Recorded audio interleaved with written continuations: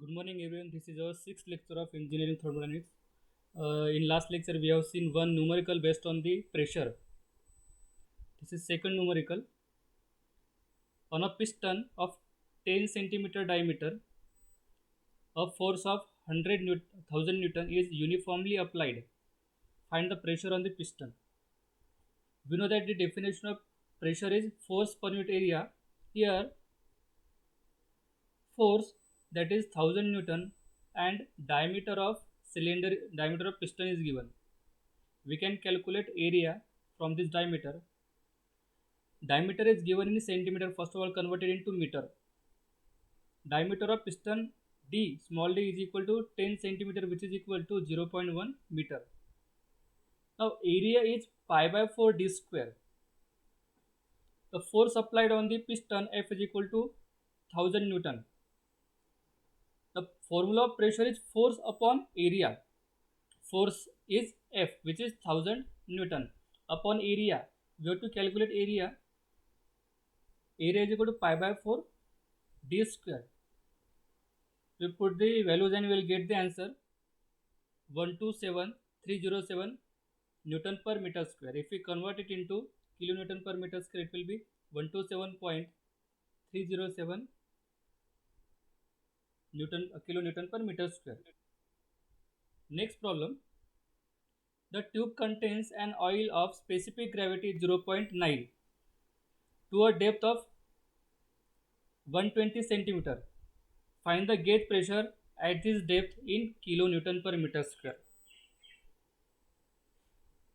In this problem, the tube contains an oil of a specific gravity 0.9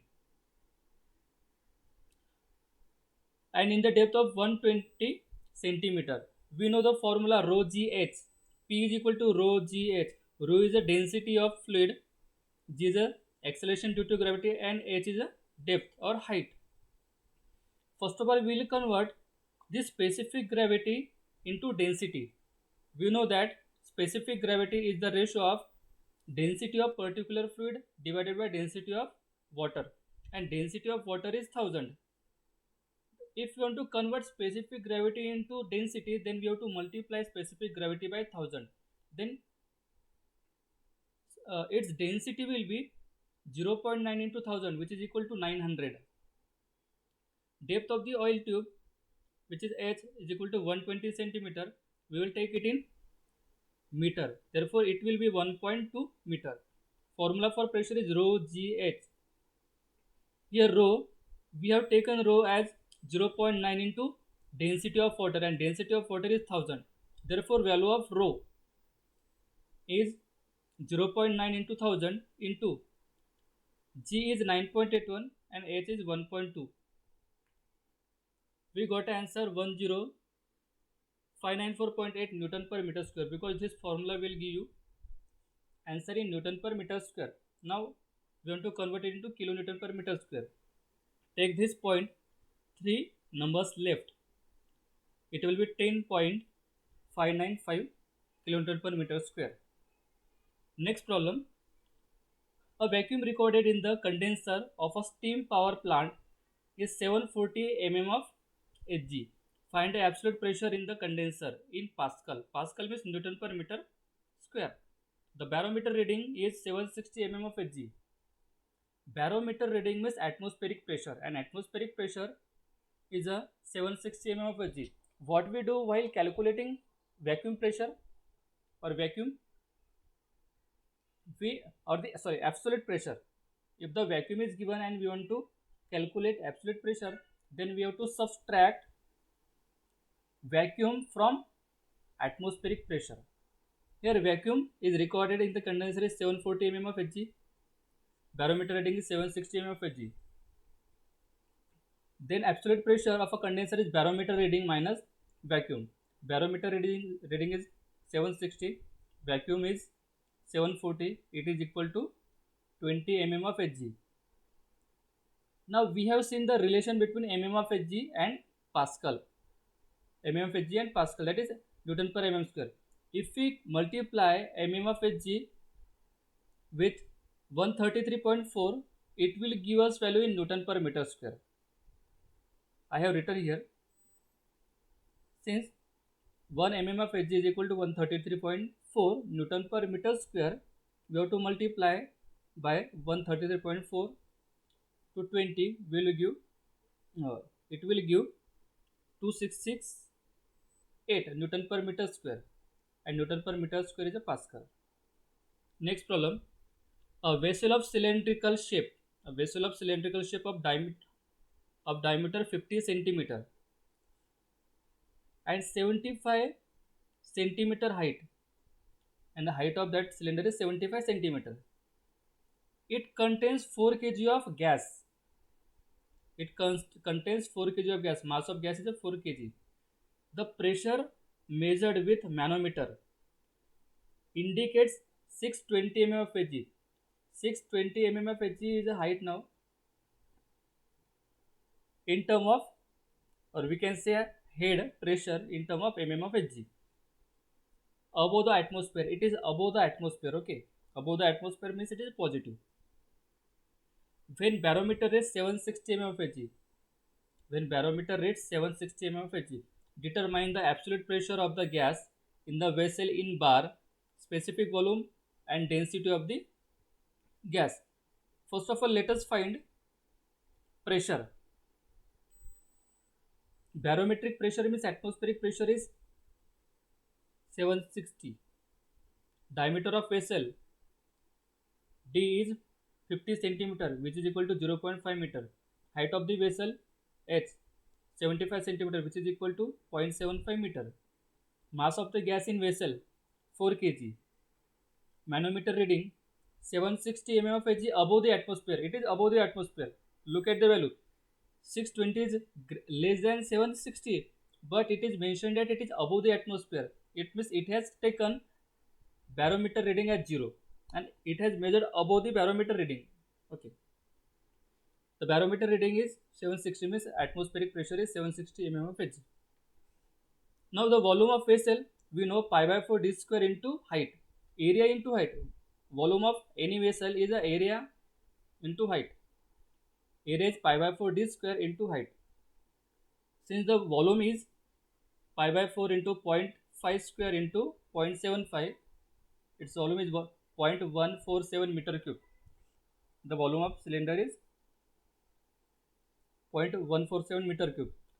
Here we have to calculate absolute pressure and specific volume. This is not a specific volume. This is a total volume. Okay. What is specific volume? Specific volume is a volume contained by the gas per kg of gas. Means how much it takes the volume for 1 kg of gas. Here gas is given for 4 kg. Gas is 4 kg. This volume occupied by the 4 kg of gas. We have to calculate volume occupied by the gas for 1 kg. Remember, let us calculate first pressure. Absolute pressure is a sum of barometric pressure plus gauge pressure, and gauge pressure is 620 mm of Hg. Therefore, add 760 plus 620 mm of Hg is equal to 1380 mm of Hg. But we have to calculate in bar. We will convert it into bar. We already know that if we multiply mm of Hg by 133.4, it will convert into Newton per meter square. So it will be, when we calculate it, it will be 1.841 into 10 to the power 5 Newton per meter square, and 10 to the 5 Newton per meter square is equal to bar. Therefore, final answer is 1.841 bar. Specific volume. I have already told you, specific volume is a volume occupied by the gas per kg. Here, this is the total volume 0.147 for 4 kg. Simply divide this by 4 kg of mass. It will give the value of per kg. Specific volume is the ratio of total volume to the mass. Specific volume is the ratio of total volume to the mass. Total volume is 0.147 upon mass. Mass is 4 kg. We got the answer 0.03675 meter cube per kg. Look at the unit. Specific volume will have unit always meter cube per kg. Total volume is a meter cube. and specific volume is a meter cube per kg. Density. Density is what? It is a ratio of mass upon volume. Mass is 4 kg and volume is 0.147. Therefore, density is 27.21 kg per meter cube. First law of thermodynamics. Before first law, we have seen zeroth law of thermodynamics, in which we have uh, understood about the thermometer, temperature scales. Then we saw the pressures, and now first law of thermodynamics. What is first law of thermodynamics? The first law of thermodynamics, also known as the conservation of energy principle, provides the sound basis for studying the relationship among the various form of energy and the energy interaction. You might have studied in 10th or the 12th class law of conservation of energy. Energy neither be created nor destroyed, but it can transform from one form to another.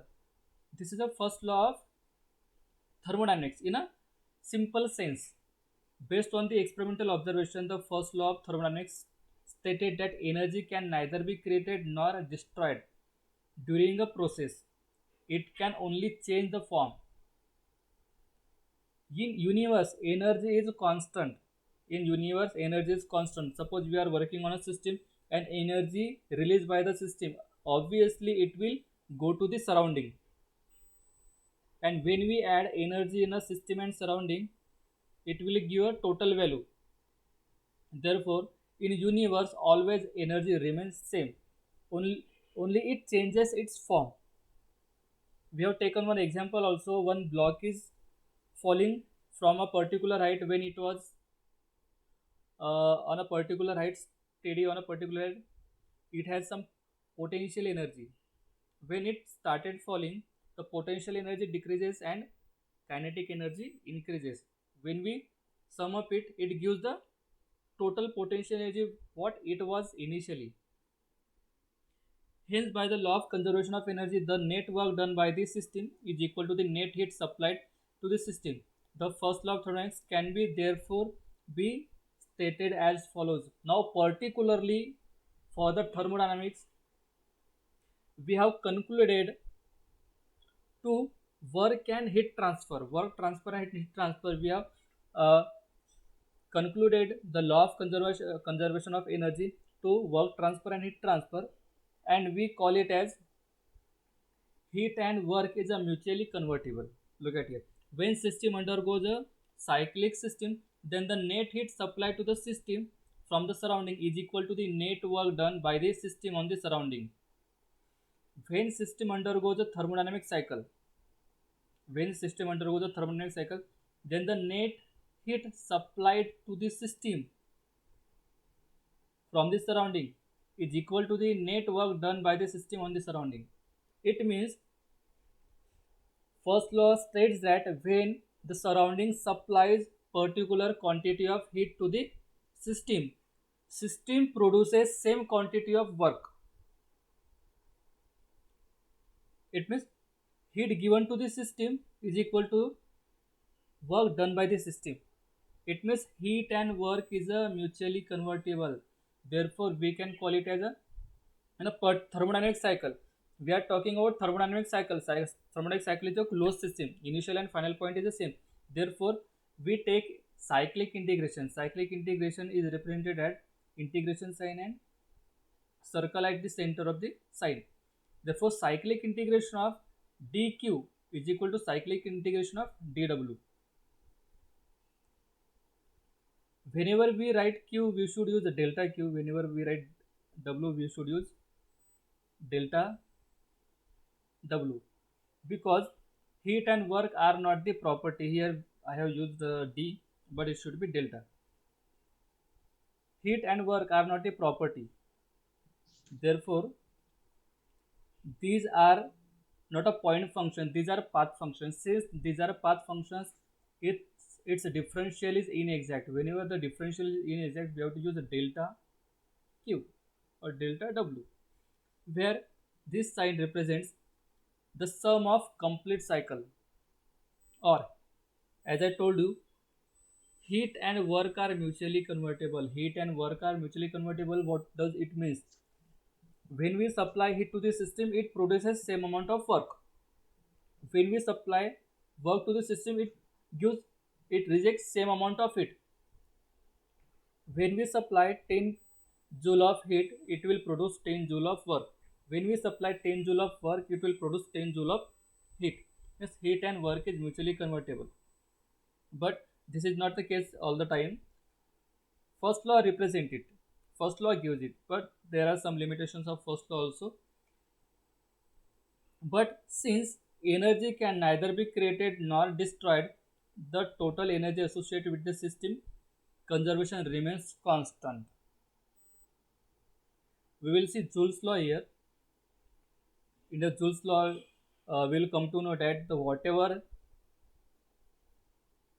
energy transfer takes place, whatever work is supplied to the system, it doesn't convert into same amount of heat, and it converts the work into proportional amount of heat, and that proportionality constant is joule, that is J. Now machine can produce another definition. No machine can produce energy without corresponding expenditure of energy. That is impossible to construct a perpetual motion machine of first kind. There is a perpetual motion machine which is also called as PPM, and this is PPM1. And what is PMM? Not PPM, perpetual motion machine. PMM1. What is PMM1? It is a machine which can produce work continuously without absorption of any energy. There is no such machine which can produce work continuously without any absorption of energy. Consider a fan which is rotating continuously without absorbing electricity. It is not possible. Such machine is not possible. Or consider any motor which is rotating continuously without absorbing electricity. It is not possible. Such machines are called as PMM1, perpetual motion machine 1. No machine can produce energy without corresponding expenditure of work. It means machine will always consume some work to produce some work. Now the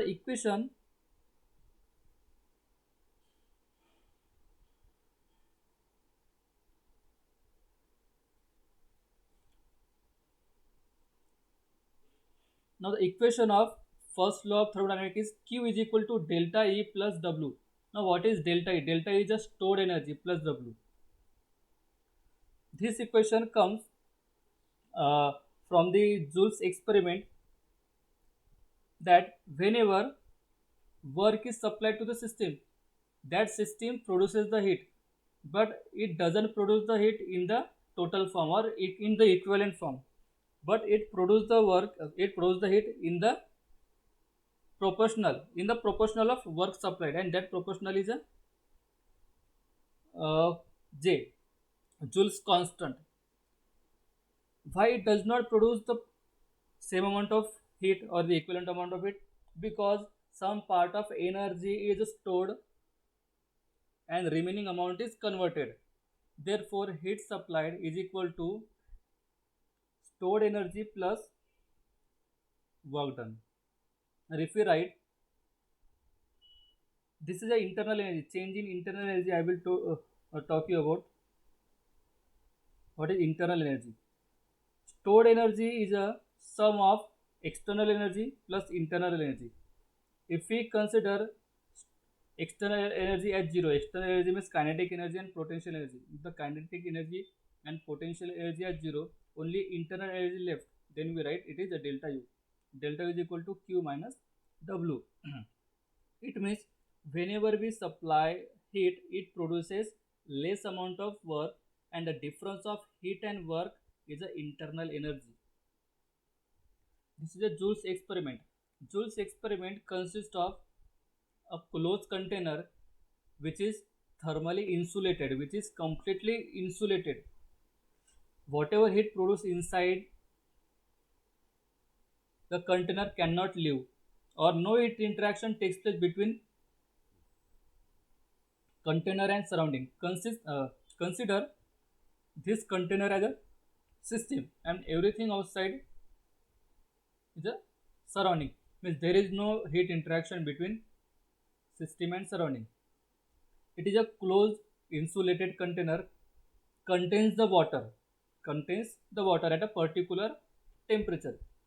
One thermometer is immersed in it to measure the change of temperature. This is a paddle is connected with a wheel, and wheel is connected via rope to the weight through a pulley. When this weight moves up and down, this wheel rotates. This wheel rotates, and this wheel rotates the paddle. Consider weight is initially at this point and nothing is rotating over here. And the temperature of water, the initial temperature of water is recorded by the thermometer. When weight moves by distance x, then it rotates the wheel and wheel rotates the paddle. As the paddle rotates, its water temperature increases, and that water temperature is recorded by the thermometer. Now in temperature change in temperature means there is a heat transfer. From this we can say that fall of weight is nothing but a work supplied, and work supplied is converted into heat transfer. Here Joule is tried to uh, validate first law of thermodynamics. What is first law of thermodynamics? Heat and work is mutually convertible. When we supply the heat, it will give equivalent amount of work. When we supply the work, it will give equivalent amount of heat. Here Joule tries to convert work given to the system into heat transfer by the system. He pushed the weight by some distance and paddle rotates, and as the paddle rotates it increases the temperature of water, and temperature of water is recorded. Since temperature of water increases, it means heat transfer, no, heat releases takes place. Heat is coming out from the system. It means it proves the first law of thermodynamics. But when he done the experiment, he found that whatever work is supplied to the system does not convert it into same amount of heat, but it converted into it converted work into proportional form of heat in the proportional. The work input to the paddle wheel is measured by the fall of weight, while the corresponding temperature rise of liquid in the insulated container is measured by the thermometer. It is already known to us from the experiment on heat transfer that temperature rise can also be produced by heat transfer. Means we can change the temperature of a container or the water by supplying heat also, but here we have to validate first law of thermodynamics, and first law of thermodynamics is conversion of work and heat. Therefore we cannot heat it by uh, therefore we cannot heat directly by heat. We have to uh, increase the temperature by supplying the work. Now the experiment shows a definite quantity of work is always required to accomplish the same temperature rise obtained with the unit amount of heat, regardless of whether the temperature of liquid is raised by work transfer or heat transfer. The liquid can be written by heat transfer in opposite direction to the identical state from which it started. The above result leads to the inference that work and heat are different form of something more general, which are called as energy. It is called as energy.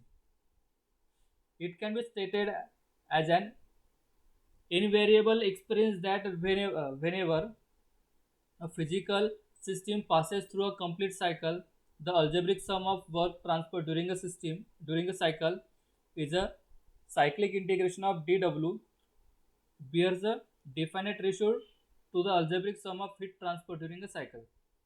Therefore, cyclic integration of dq, this may be expressed by the equation cyclic integration of dw is equal to j into cyclic integration of dq. It means whatever work is supplied is converted into heat in some proportion, and that proportionality constant is J. Suppose 10 joule of work is supplied and 8 joule of heat is converted. Then this J is zero point 0.8. The value of this J is 0.8.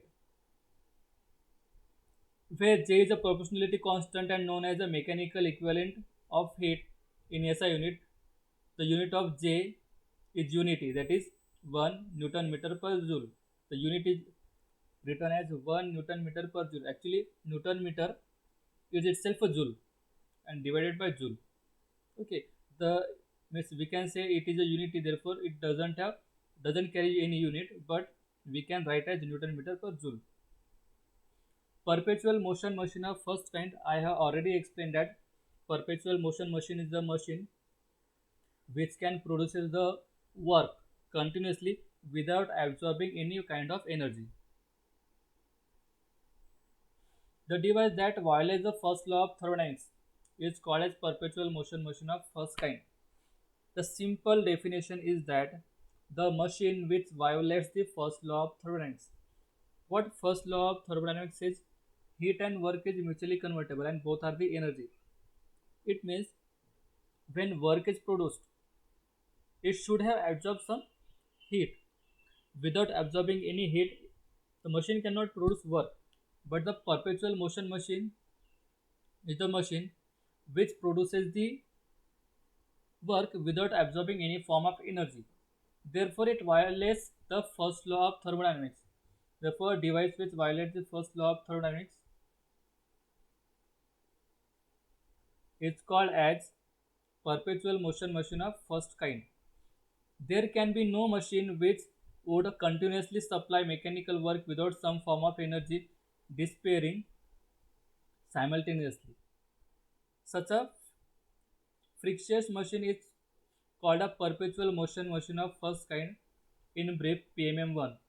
PMM1 is impossible. PMM1 is impossible. There cannot be any machine which can produce the work without absorbing any energy. Listen here. This is a PMM work.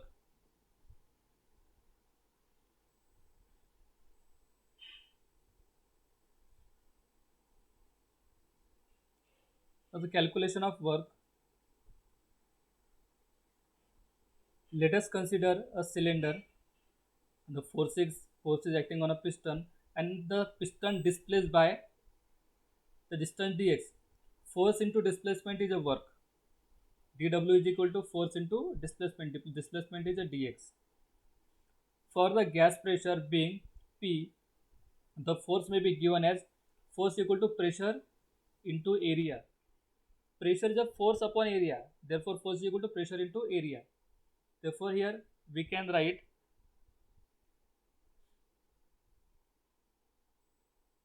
substituting force. It is a dw is equal to P into dA into dx. Force is a PA. We have substituted force by PA into dx. Now, A into dx, area into displacement is a volume. Area is a displacement into volume, that is change in volume. Change in displacement into area is equal to change in volume. Therefore, dw is equal to change in volume, where dv is the elemental change in volume or the volumetric displacement. Look at this figure. In this cylinder, a piston is moving and the gas applies some pressure on the piston. Now look at this figure, indicator diagram, PV indicator diagram. Process 1 to 2. It is a non-flow process 1 to 2, and we have to calculate work done, and we know that area under the curve represents the work done, but this is a curve, we cannot calculate its area directly. Therefore, we have to consider some elemental portion. Consider this elemental area dA, and which varies the volume dV. On this line it is a volume, therefore the variation of or the change in volume is a dV. Now change in height. This is a P, and we know that area is equal to length into height. Consider dV is a length and height is a P, this P. Therefore, area is equal to P into dV. And we know that work done is equal to area under the curve, and this PdV gives the area of this shaded region, this elemental area. Now we have to calculate area from point 1 to point 2. Therefore, we have to integrate it. When we integrate it, it will give total area. If the total displacement of piston is given by L, then the total work can be done by integrating the above dW with respect to x for displacement L with respect to volume for volume change. Therefore, work done is equal to P into dV. We know that P dV is the area of this elemental area. It means work done of this elemental area, and we have to calculate total area. We have to integrate P dV. Therefore, work done from process 1 to 2 is integration from point 1 to point 2 P into dV, and point 1 we are taking V1 to V2. For dV is equal to 0, work done is equal to 0. If change in volume is equal to 0, then work done is 0. Therefore, in non-flow process, whenever change in volume is 0, work done is 0. Now, this part will take in next lecture.